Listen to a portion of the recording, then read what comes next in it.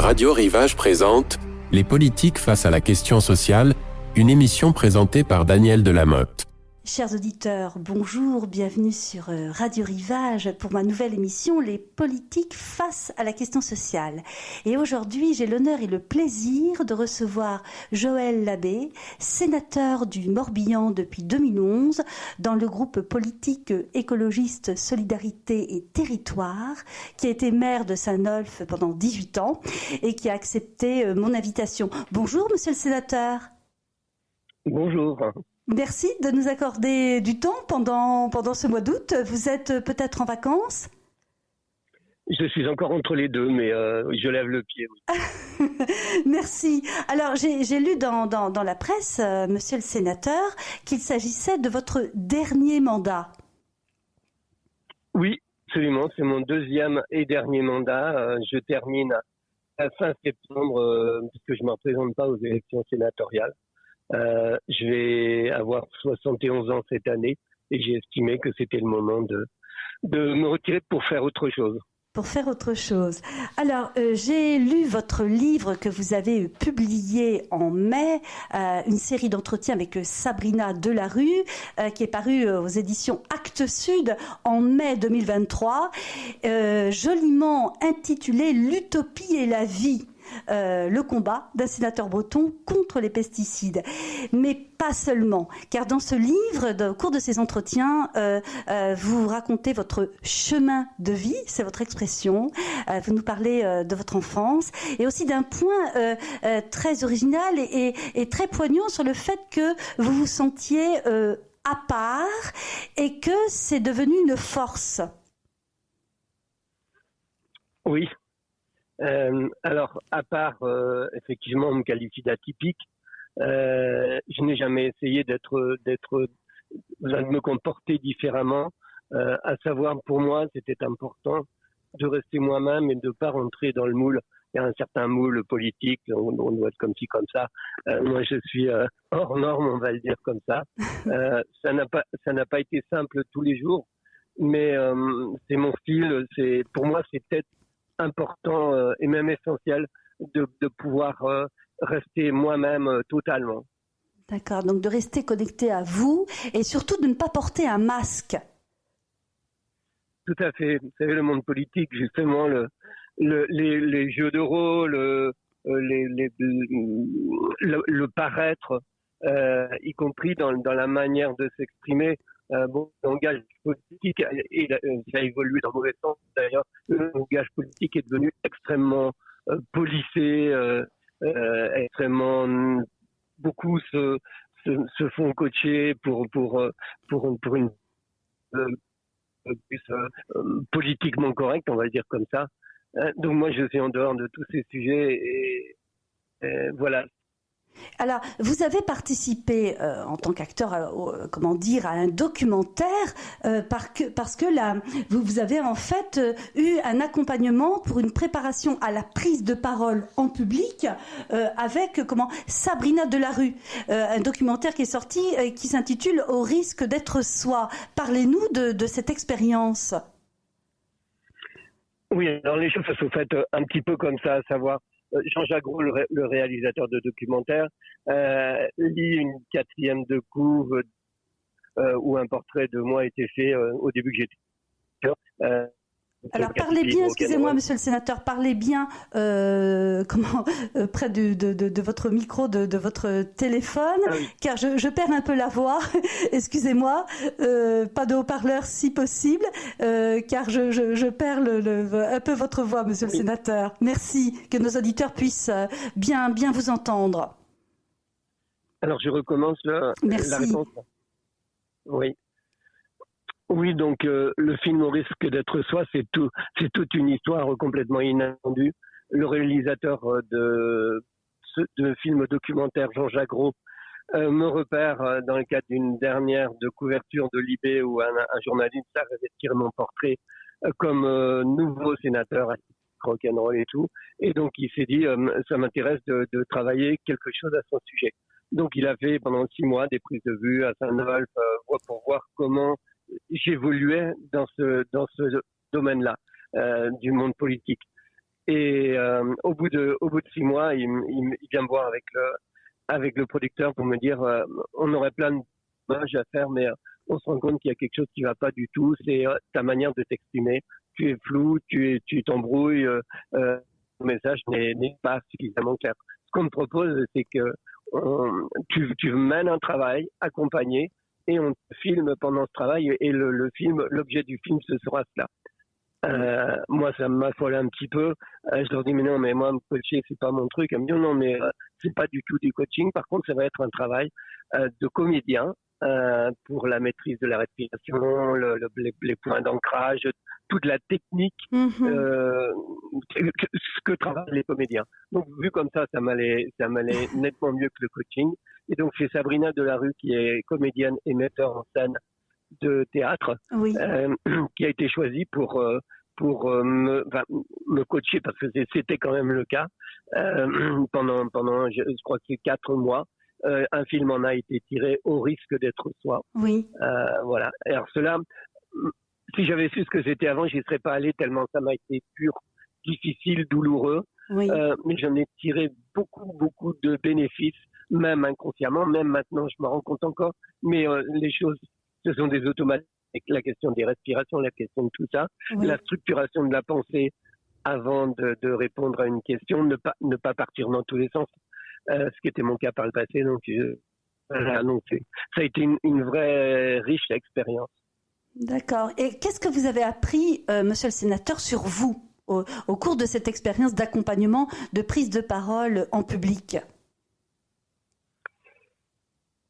Alors, d'abord, c'est pas tous les jours qu'on fait un retour sur soi profond. Et pour moi, j'étais jamais allé aussi loin. Comme tout le monde, j'ai eu ma vie d'une manière assez intense, mère et tout ça, tout le temps occupé, tout le temps à parler, parce que je m'exprimais quand même et ça marchait plutôt pas mal. Mais voilà, donc quelque part, je pense que je m'étais un peu oublié. Donc ça m'a permis de me retrouver avec moi-même, de sentir qui j'étais au fond de moi-même.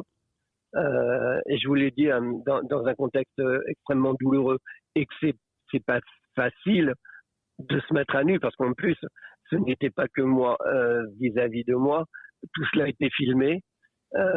Et d'ailleurs, le film, je le vois encore avec difficulté, tellement je retrouve cette douleur que j'ai vécue pendant cette période. Mais ça a été une expérience extraordinaire. Donc, que maintenant, je ne le regrette pas du tout. Alors, il y a le film, ce qu'il m'a apporté, et ce qu'il a apporté aussi aux gens qui ont pu le visionner. J'ai eu beaucoup de retours sur le fait, ça m'encourage à m'engager, ça me donne confiance en moi, ça montre que tous les politiques sont pas les mêmes. Enfin, tant de retours qui pour moi ont été gratifiants. D'accord. En fait, il s'agissait d'une forme d'introspection. Tout à fait.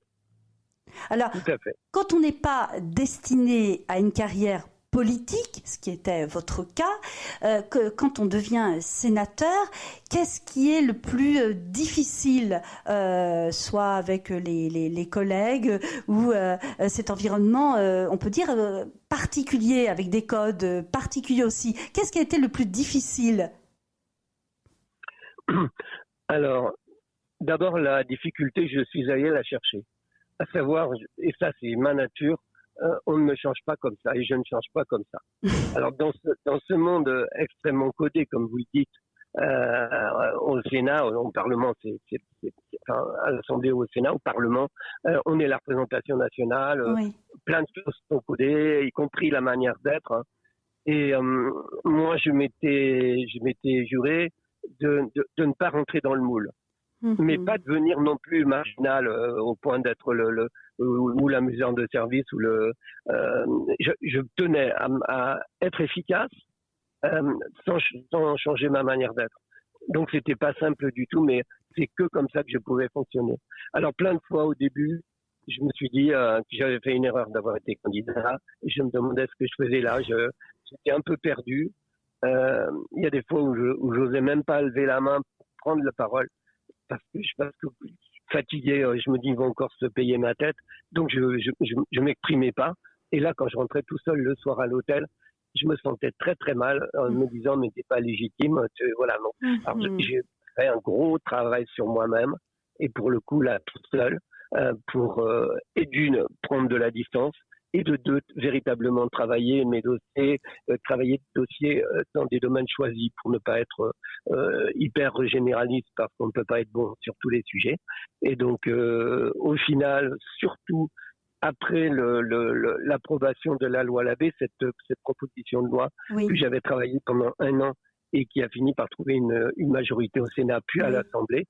Et donc, elle est devenue la loi Labbé. C'est pas une grande loi, mais elle n'est pas si petite que ça non plus. Ça m'a donné auprès de mes collègues, auprès de l'institution, une forme de crédit et de reconnaissance de mes pairs. Voilà. Alors on comprend que c'est un travail acharné qui est sur plusieurs niveaux, c'est-à-dire qu'à la fois pour vous, restez vous-même fidèle à vos valeurs, à votre nature, de ne pas porter un masque et en même temps emporter l'adhésion de vos collègues sénateurs pour être crédible. Oui.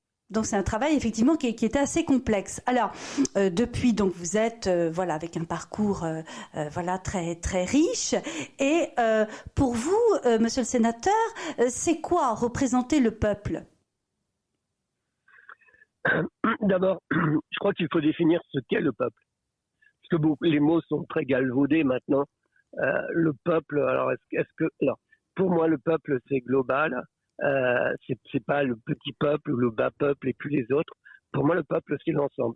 Et lorsqu'on est parlementaire, lorsqu'on est élu national, on est là pour représenter tout le monde, à mon sens. Pour moi, le peuple, c'est quelque chose de noble. Derrière le peuple, c'est l'humanité des gens. Et je me refuse à scinder en groupes les modes de population. Non, là, je sais pas trop bien comment le dire. Enfin, toujours est-il que pour moi, le peuple, c'est un tout qui constitue la population. Oui. Et qui, lorsqu'on représente le peuple, eh bien, on doit prendre en compte l'ensemble de la population. Mais je suis pas assez clair. Si. En fait, vous souhaitez mettre du lien, ou peut-être certains politiques mettent du rang. C'est-à-dire, je veux dire, votre propos, c'est de nous dire, je prends toutes les personnes telles qu'elles sont, donc mettre du lien, créer aussi ce lien, et ne pas justement créer de rang entre les personnes. Tout à fait. Avec un point particulier quand même et essentiel, c'est l'aspect social. Oui. À savoir, dans le peuple, il y a toutes les tranches de la société, oui. Mais il y a aussi, et de plus en plus, un nombre de plus en plus grand, de personnes qui se retrouvent un peu en marge, oui. Notamment de par leurs moyens financiers, et avec des difficultés à vivre, un nombre important maintenant qui se retrouve en dessous du seuil de pauvreté. Oui. Et pour moi, cette catégorie de la population est prioritaire au niveau du travail que l'on doit mener. D'accord. Alors vous y êtes sensible parce que aussi vous savez ce que c'est de se sentir pour d'autres raisons mais à part, ne pas se sentir parfois à sa place et que pour vous le débat démocratique c'est aussi que chacun se sente légitime d'y participer. Tout à fait. On se rend compte de la question de la fracture de la population. Oui. En gros, maintenant, ceux qui vont voter, ceux qui ne vont pas voter. C'est assez schématique. Oui. Alors, il y a ceux qui ne vont pas voter par choix politique ou jeune. Maintenant, il y a tous ceux qui ne vont pas voter, qui iraient bien voter, mais qui ne s'y retrouvent plus du tout. Et ceux-là, pour beaucoup, ce sont les laissés pour compte. Et ceux-là, on a travaillé là-dessus pour réhabiliter la citoyenneté, non pas en montrant les gens du doigt parce qu'ils ne votent pas, en travaillant sur le fait de pouvoir les intéresser, les inciter, notamment les jeunes populations. La citoyenneté est essentielle et le monde notre monde, oui, démocratique ne peut fonctionner bien que si les citoyens sont. Oui. Alors, c'est vrai qu'on dit souvent que les jeunes, voilà, désertent les bureaux de vote, qu'ils ne participent plus au débat démocratique. Mais ne pensez-vous pas qu'il serait important de créer justement des espaces d'échange, d'écoute et de débat? Si, absolument. Tout d'abord, il y a la question du vote blanc. Il y a des gens qui disent, moi j'aurais bien voté, personne ne m'intéresse. Si le vote blanc était comptabilisé et comme un nombre important de votes blancs, on devait en tenir compte en politique, ce serait une bonne chose. Donc là, rien que cela déjà permettrait d'avancer. Maintenant, la question du débat public, la question de l'engagement citoyen après un travail de réflexion sur les sujets, c'est essentiel. Et là, il y a un travail énorme à faire. Je pense que les idées de référendum d'initiative populaire, je trouve ça extrêmement intéressant. Oui, oui. Dans la mesure où c'est extrêmement travaillé. On ne peut pas soumettre au référendum un sujet parce qu'il a été approprié par les citoyens. Ce qui veut dire qu'il y a un véritable travail de pédagogie, de débat public, pour faire en sorte que chaque citoyenne, chaque citoyen puisse avoir son point de vue propre et l'exprimer. Oui, alors effectivement, de s'adapter aux personnes, de pouvoir leur expliquer, donc de faire œuvre de pédagogie. Alors, à l'époque actuelle, effectivement, on parle beaucoup, voilà, des politiques qui paraissent, je reprends les termes que nous entendons beaucoup dans les médias, qui sont pas forcément toute la réalité, mais que voilà, les politiques sont en décalage par rapport à la crise sociale que nous traversons, notamment l'inflation, pour n'en citer qu'une. Qu'en pensez-vous, vous, monsieur le sénateur? Est-ce que vous pensez vraiment que les hommes et les femmes politiques de notre pays sont décalés ou ne s'intéressent pas suffisamment à la question sociale? Alors, c'est délicat comme question, mais globalement, oui, ce qu'on appelle la classe politique est trop déconnectée par rapport à la réalité des choses. Sur la question qu'on évoquait tout à l'heure, le social, cette partie importante de la population qui est à la limite ou en dessous du seuil de pauvreté, ce doit être une priorité absolue, ce qui n'est pas le cas. Et quand on discute dans le monde politique, pour beaucoup, bon, il y a ça, mais il y a aussi autre chose. Pour moi, la situation, la société est dans un tel état que l'essentiel est à remettre en cause, à remettre en question. Si on parle des politiques de santé, si on parle des politiques de l'éducation, on se rend compte qu'elle est extrêmement défaillante, qu'il y a des choses à faire, qu'il y a des mesures à prendre pour faire en sorte que l'éducation reprenne toute sa place. Et l'éducation à tous les niveaux, de la famille, des enseignants, de la société en général. On a beaucoup perdu là et on en paye le prix fort. Et j'ai l'impression que c'est pas fini. Alors, est-ce que vous pensez qu'il serait aussi important d'être plus attentif aux expériences locales qui sont menées, par exemple en matière d'éducation? On voit beaucoup d'associations être très dynamiques sur le plan de l'aide aux devoirs. Pour la santé, il y a aussi beaucoup de maisons médicales qui se créent, donc on peut dire des solutions de proximité. Est-ce qu'il ne serait pas nécessaire déjà d'en parler davantage et de s'en servir comme levier pour le transposer sur le plan national? Tout à fait. Énormément de choses se passent sur les territoires. Effectivement, le monde associatif, les élus locaux qui se mettent en cadre pour trouver des solutions. Oui. Là encore, il y a une déconnexion entre le national et le territorial. Véritablement, pour nous, c'est ce que j'essayais de faire, pour nous s'appuyer sur les expériences locales qui fonctionnent, les travailler pour qu'elles deviennent transposables au niveau national, comme de véritables politiques nationales. tout en faisant en sorte que les spécificités des territoires puissent être gardées. Ce qui veut dire une véritable décentralisation, ce qui n'est pas du tout le cas. On est encore dans un pays extrêmement centralisé. Un point concernant le monde associatif. L'éducation populaire qui jusqu'il y a quelques décennies, jouait un rôle extraordinaire. C'est quelque peu délité. Et aujourd'hui, ce rôle-là est pris par le monde associatif.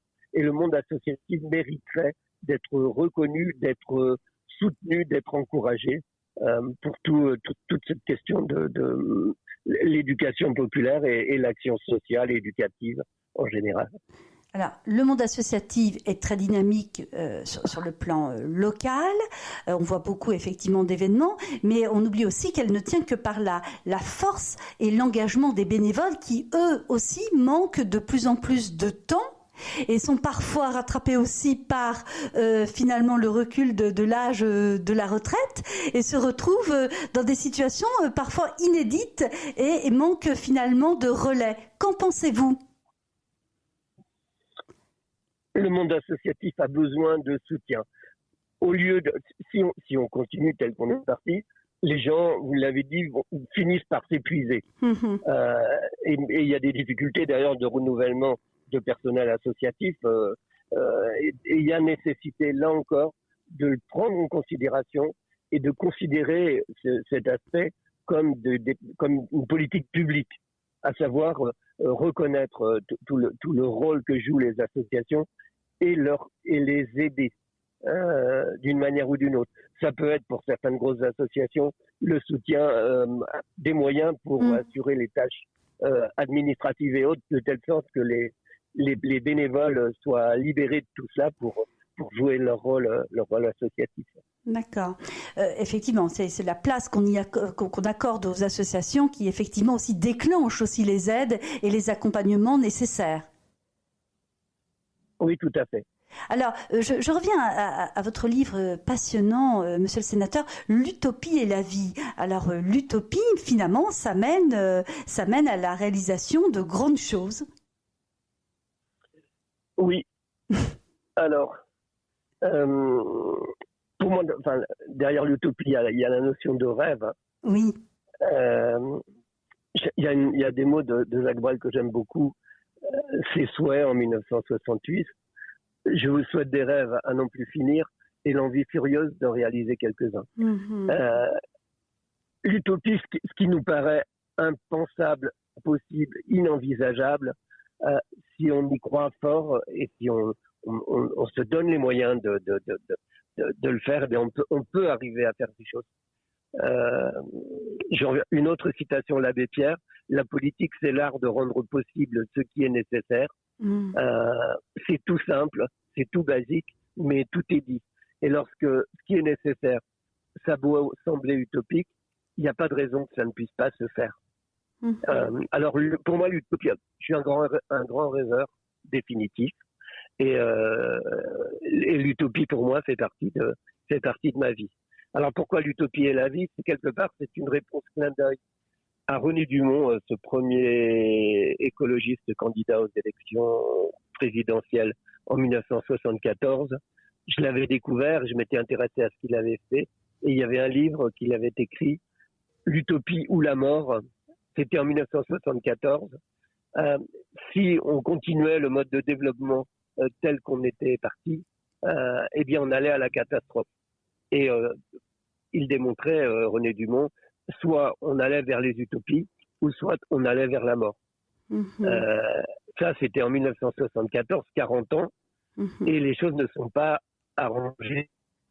Moi, qui suis un rêveur, je me suis dit, l'utopie et la vie, alors essayer de faire en sorte que, parce que l'on fait, on réussit à faire bouger les choses. Donc l'utopie, le rêve comme moteur pour vous? Oui, absolument. Alors, Vous racontez dans ce livre votre enfance. Voilà, vous avez grandi chez vos grands-parents, dans leur ferme. Vous étiez proche de la nature. Pour vous, c'était à la fois stimulant en termes aussi de créativité. Vous aimez beaucoup la poésie et vous dites que pour vous, ça a été un refuge et en même temps, on peut dire aussi à nouveau un moteur pour avancer dans la vie. Alors, je voudrais vous faire réagir par rapport à la jeunesse et aux émeutes qui ont eu lieu en France et à cette violence dont on parle et on reparle chaque jour, et aussi à la place de la famille aujourd'hui en 2023 et notamment le rôle des parents. Quelle est votre vision, vous, de la famille aujourd'hui, monsieur le sénateur? Oui.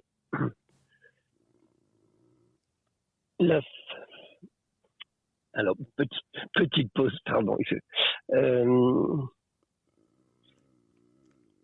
La famille, c'est un vrai sujet de la période actuelle également. On vivait depuis des centenaires, peut-être des millénaires, avec une organisation sociale basée sur la famille, où les choses fonctionnaient plutôt bien. Avec le côté carcan familial de s'extirper un peu. Je pense à mai 68 qui a permis justement aux jeunes de s'émanciper de la famille qui était un peu lourde. Il y a une période qui a suivi où la famille était d'une façon beaucoup plus ouverte, beaucoup plus libérée. La famille continuait de jouer son rôle jusqu'il y a quelques décennies. Et les choses se sont délitées au fil du temps. J'y vois une des conséquences de cette société de consommation exacerbée. Tout est fait pour consommer. Et le concept de l'enfant roi, moi, l'enfant roi, j'ai toujours trouvé ça absolument pas à propos du tout. Et là encore, on paye le prix fort d'éducation avec l'enfant roi. Alors, comment dire, enfin, moi, j'ai 5 enfants et 10 petits-enfants. On a une tribu familiale, on essaie de bien fonctionner comme ça et que ça va. Il y a plein de familles où ça va bien. Oui. Par contre, il y a des familles, on doit prendre en compte aussi la question des familles monoparentales parce qu'elles sont nombreuses, que là encore, la société doit aider. Accompagner à l'éducation familiale parce que ça ne se décrète pas comme ça. Et il y a un véritable accompagnement nécessaire et qui est un accompagnement utile à la société parce que si on laisse les choses se déliter comme ça, on est véritablement mal parti. Une de mes filles est éducatrice, protection judiciaire de la jeunesse à la prison pour mineurs d'Orvaux. Et elle nous dit comment elle s'est rendue compte, comment les gamins sont de plus en plus déstructurés. Et on en arrive là justement à nécessité d'emprisonner des gamins, ce qui est un non-sens du point de vue de la société. Et pourtant, il n'y a pas d'autre réponse dans l'état actuel. Là encore, c'est un travail de fond qui doit être mené depuis le plus jeune âge. L'aide à la garde d'enfants, autant de sujets qui sont à mettre en place. Et derrière encore, depuis le plus jeune âge, la question de l'éducation populaire. L'éducation populaire que j'ai connue par le passé, c'était vraiment quelque chose d'extrêmement noble et extrêmement complémentaire avec l'éducation parentale et l'éducation nationale. Oui, alors la famille avec des enfants de plus en plus aussi déconnectés d'avec la nature. Bien sûr, la question des écrans, la question de la télévision, mais maintenant la question des écrans, des réseaux sociaux et le lien qu'on avait avec la nature qui est extraordinaire en termes de construction de l'être. Eh bien tout ça, s'il n'y a pas un travail qui est mené là-dessus, eh bien c'est tout un pan de la construction des enfants qui va manquer. D'accord. Alors vous disiez à juste titre qu'effectivement il y a des familles qui vont bien, qui pourraient être aussi, alors pas des modèles bien sûr, mais des personnes qui pourraient stimuler d'autres familles qui elles ont des difficultés. Mais là, on revient finalement au point précédent, c'est-à-dire qu'il faut un travail de proximité. Oui, absolument. De proximité. Absolument. Là encore, par exemple, dans des communes, dans de nombreuses communes, la question de l'aide aux devoirs, par exemple, Oui. basée sur l'associatif, le bénévolat, ce sont de véritables politiques locales qui sont mises en place et qui évidemment présentent un grand intérêt parce qu'on sait que pour une partie des enfants, les devoirs, s'ils ne sont pas accompagnés pour les devoirs, ils ne seront pas faits. Exactement. Alors, un point que je voudrais aborder aussi avec vous, nous subissons donc une inflation depuis des mois et les familles sont les principales touchées dans le sens où beaucoup de parents peinent à faire leurs courses et à donner à manger, mais pas seulement à manger, à donner à manger des aliments sains à leurs enfants. Quelle est votre vision de la situation, monsieur le sénateur ? Alors, on a travaillé, avec mon groupe écolo, on a travaillé sur ce sujet. D'abord, le constat, effectivement, il y a des familles qui ont des budgets qui ne leur permettent pas de manger. Alors, pour certains, c'est quasiment à leur fin, puisque les banques alimentaires jouent un rôle de plus en plus important, oui. ce qui est une bonne chose, mais ce qui est anormal d'un point de vue sociétal, mais heureusement qu'ils sont là. Et les gens qui sont entre les deux, qui vont au plus bas marché pour faire leurs courses, qui donc achètent des produits bas de gamme. Et alors, comment faire en sorte que, d'abord, nous, ce qu'on voudrait, c'est que le droit à l'alimentation soit considéré comme un droit humain fondamental. L'idée très utopique, mais qui peut être mise en place, c'est de mettre en place une sécurité sociale de l'alimentation pour assurer pour tout le monde une alimentation en qualité suffisante et en qualité acceptable aussi. Pour cela, la sécurité sociale de l'alimentation veut dire soutenir les familles les plus en difficulté pour leurs achats alimentaires. Et bien cibler ces achats vers les producteurs locaux, notamment bio, de telle sorte que les produits locaux et bio ne soient pas réservés à une certaine classe de la population, mais soient ouverts à tout le monde, et ce qui permettrait aux familles plus en difficulté aussi de se nourrir de produits de qualité. Alors on dit que c'est pas possible. Si on en a véritablement la volonté, on sait que c'est possible, et ça fait partie des choses qu'il faudra qu'elles soient mises en place. Oui, quand je vous disais tout à l'heure que j'arrêtais pour faire autre chose, les autres choses seront liées aux sujets sur lesquels j'ai travaillé, la lutte contre les pesticides, mais aussi la relocalisation de l'alimentation, l'agriculture biologique, autant de sujets sur lesquels je vais continuer. Et donc, la notion de nourriture de qualité pour l'ensemble de la population me tient à cœur, et il faudra bien qu'on arrive à avancer. Oui, parce qu'il y a l'enjeu aussi de santé publique, l'obésité, les problèmes cardiovasculaires, et puis aussi une grande détresse aussi chez des enfants qui ne peuvent pas pratiquer de sport parce qu'ils ne sont pas suffisamment, disent certains médecins, résistants. Alors, dans les communes, notamment du Morbihan, où notre studio Radio Rivage est installé, à Arzon, tout près de Port-Navalo, beaucoup de communes font des ventes directes à la ferme, et je me suis aperçue dernièrement en y allant que je voyais beaucoup de familles, non seulement bien sûr qui venaient faire leurs courses avec leurs enfants, acheter des légumes, des fruits, et qui étaient aussi très sensibles au contact avec l'agriculteur qui vend ses produits, et qui parlait, créait du lien. Ça aussi c'est important. C'est même essentiel, effectivement. Pouvoir avoir le contact direct avec les propriétaires, avec les producteurs, les producteurs locaux, ce qui permet justement d'acheter local et de connaître qui est l'éleveur, qui est le producteur ou le maraîcher, qui a produit cette nourriture. Et effectivement, il y a des enfants qui, dans la mesure où ils ont la chance de pouvoir y aller avec leurs parents, qui s'y intéressent. Oui. Et une fois qu'on les a intéressés à cela, c'est définitif. Oui. C'est tout le propre de l'éducation. Oui. Et alors là, il y a encore beaucoup de choses intéressantes qui se mettent en place malgré les difficultés. Eh bien, le commerce, enfin l'alimentation locale se développe et il y a de beaux jours devant elle. Il y a un sujet sur lequel j'ai travaillé également, c'est la question de relocalisation de l'alimentation par des projets alimentaires territoriaux. Alors ils existent, il y en a un sur le pays de Vannes, mais ils sont pas du tout suffisamment aboutis.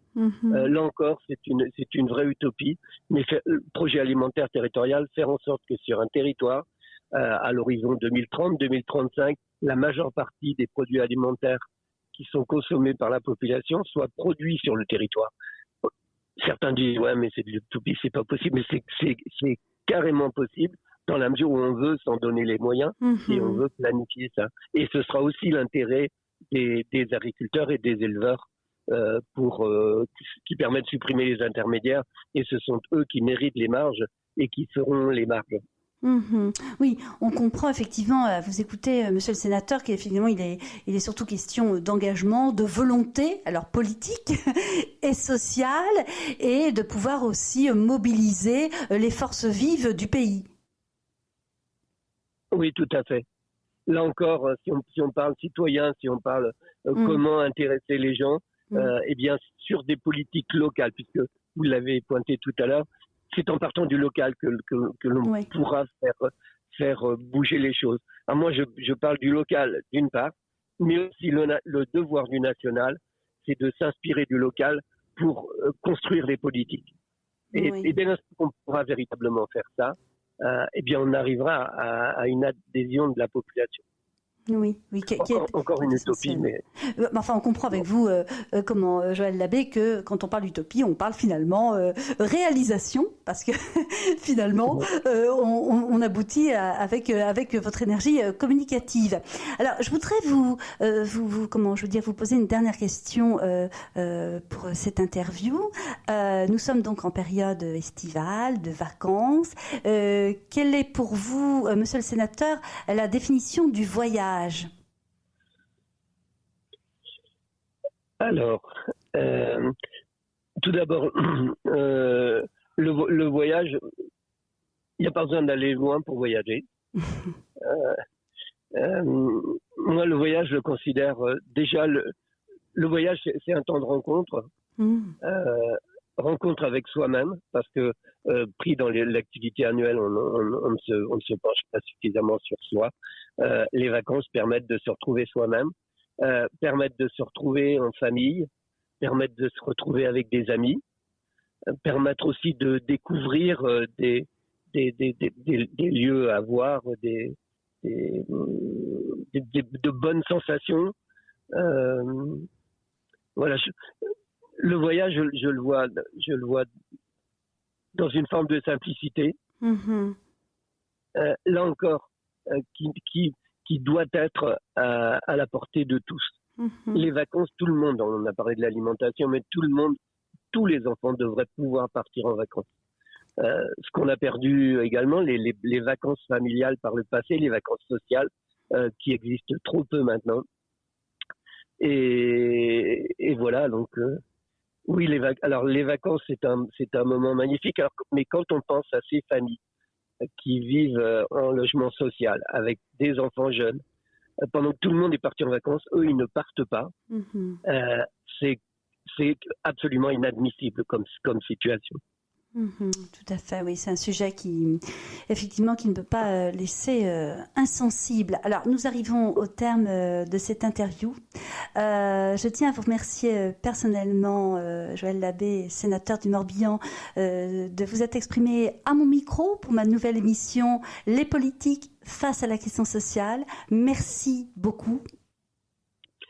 Merci à vous également, c'était un plaisir. Un plaisir partagé également pour nos auditeurs. Je remercie Marie-Noël, Antoine et Sophie qui m'ont aidé tous les trois à préparer cette interview. Je remercie Bertrand qui s'occupe du son, de la technique, du montage, qui m'assiste à chaque émission. Merci encore, monsieur le sénateur. Bonnes vacances prochaines. Merci beaucoup. Et un dernier mot aussi concernant votre livre. J'ai vu que les photos étaient de votre fille. Ah oui, Aelam, elle est photographe et danseuse. Elle fait de la photographie contemporaine et de la danse contemporaine. Elle avait de superbes photos à retrouver dans ce livre, je le redis pour nos auditeurs, L'Utopie et la vie aux éditions Actes Sud. Merci encore, monsieur le sénateur. Bien écoutez, bon mois d'août. À très vite, peut-être à mon micro de Radio Rivage. Nous avons pris note que c'est votre dernier mandat, mais j'espère que vous nous ferez l'amitié et le plaisir de revenir sur notre antenne. Avec plaisir. Avec plaisir. À bientôt, chers auditeurs de Radio Rivage, pour ma nouvelle émission, Les politiques face à la question sociale. C'était sur Radio Rivage, Les politiques face à la question sociale, une émission animée par Daniel Delamotte. Lamotte.